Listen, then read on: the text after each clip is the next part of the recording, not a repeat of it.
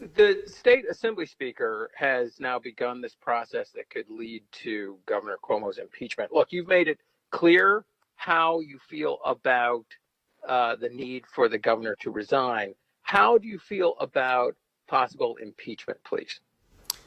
James, look, the governor should do the right thing and recognize that he just can't do the job any longer. He's lost the faith of his fellow leaders around the state, and I think he's increasingly losing the faith of the people. And unfortunately, this is because of his own actions and the actions that he directed his team to do. But if he tries to persist in the role, then the impeachment process, I believe, will resolve it that way. In the meantime, the work of government is going to keep going forward. You know, we're here every single day doing our work.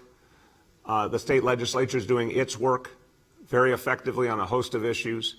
We're going to keep moving forward no matter what. But I think he should do something that's decent after these many, many indecent revelations and simply resign. The next is Emily from New York One. Good morning, Mayor de Blasio and Commissioner Shea. A question on the residency requirements or lack thereof for the NYPD. What precludes the city from requiring that all new hires be New York City residents now? So, Emily, that is a matter of state law. In addition to policy matters, remember, something like that has to be dealt with on a bigger level. We have to be clear about the fact that over the years, there's been more and more recognition that for working people, including so many of our public servants, it is very hard to afford this city.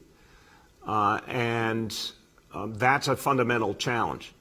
But a way that we can address our desire to have more and more New York City residents on the police force, a way we can do it productively and immediately, is to double the points given for preference for New York City residents. That's something that's going to be a big difference maker, and that'll bring more and more city residents onto the force.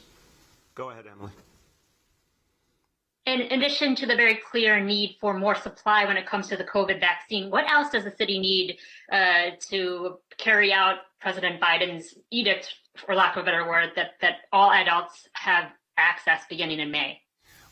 That's really it, is the supply, Emily. We've got the locations. In fact, we're adding more locations. We've got the vaccinators. We're building up our Vaccine for All Corps.